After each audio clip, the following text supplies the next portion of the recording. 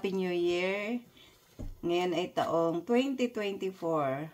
So, ako po nagpapasalamat sa lahat ng aking mga subscribers na pabalik-balik na panonood sa aking mga recipe.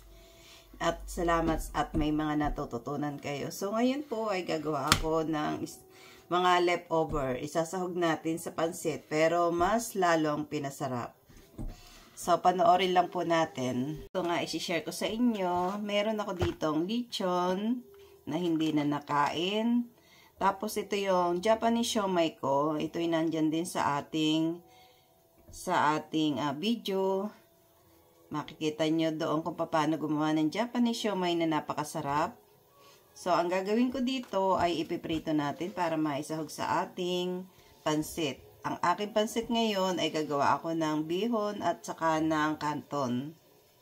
Ito naman yung isasabaw natin sa ating pansit canton. Ito yung mga buto-buto ng manok na ginagamit ko. Pag nag-bake ako ng chicken, tinatanggal ko na yung mga laman. Tapos yung buto, pinapakuluan ko ng matagal para maging pansahog natin sa ating pansit. Pinipreser ko po siya. Ayan, frozen siya. Ngayon, pinakuluan ko na siya.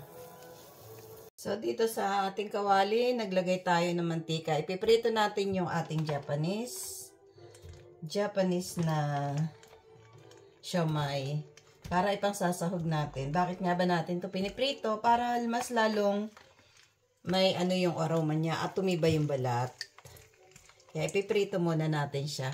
Lalabas yung aroma niya. So, ngayon yung siomai natin, okay na. Lagay natin yung ating pork.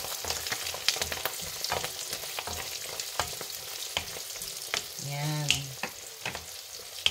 Kaunting gisa-gisa lang doon sa ating pork kasi galing siya sa ref, medyo malamig. Uminit lang siya, okay na. So, ngayon, tatanggalin na natin. So, ngayon sa same na kawali, binawasan natin ng mantika. Lagay na natin yung ating onion.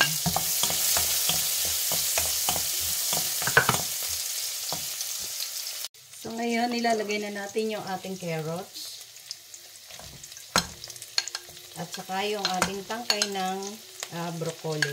Dahil wala akong gaanong gulay, dahil naubos na, mga ganito na lang yung ilalagay natin.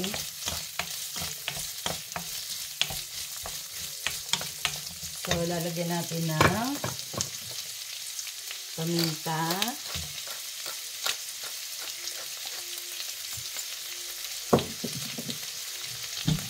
Konting asin.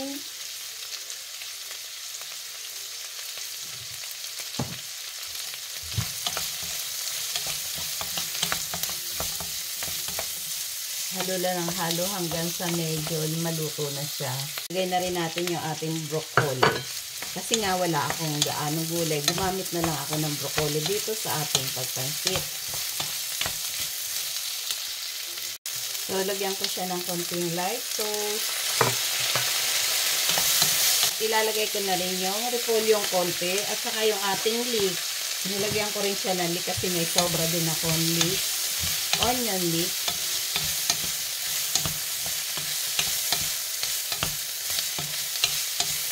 Tapos, set aside na natin kasi hindi natin kailangang maluto ng sobra yung mga gulay. Ngayon dito sa kawali, lagay na natin yung ating sabaw. Yung ating pinakulong sabaw, ilagay na natin dito. Tapos, magdadagdag na lang tayo ng konting tubig. Yung ina para makaluto ng ating noodles. Ngayon, itong ating sabaw ay titimplahan natin ng paminta. Lagyan natin ng soy sauce. Medyo damihan natin ng soy sauce.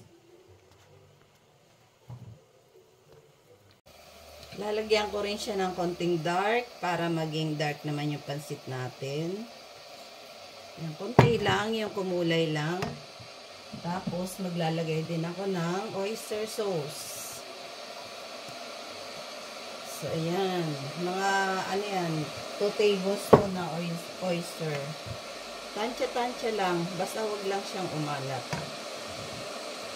Lagay ko ulit ng paminta. Masarap maraming paminta.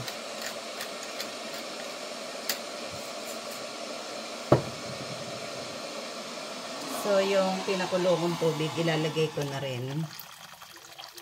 Ayan. So, ngayon, kumukulo na yung ating tubig. Lagay na natin yung ating pansit. Pwede nyo po rin na ibabad yung ating noodles, yung ating bihon.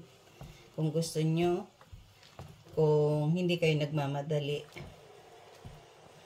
Kaso dito wala na akong time kasi anong oras na, kagigising ko lang po.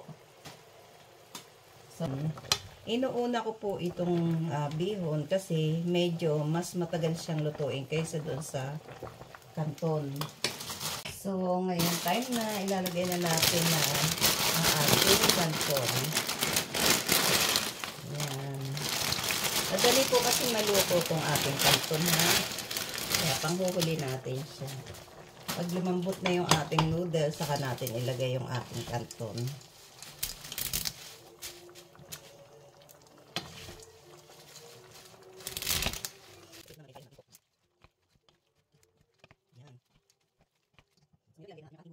So, ilalagay ko na yung kalahati ng gulay at yung kalahati naman ay pan-toppings natin.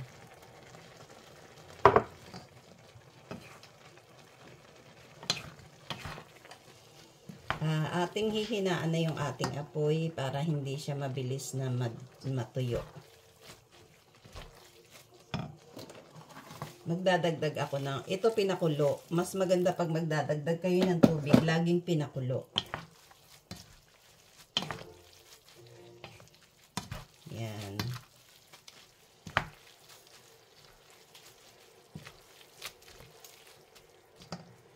Tapos, hindi tayo naglagay ng bawang kanina. So, yung pinagsawsawan natin ng tawag dito, kasi malinis naman to, ng siomay na bawang.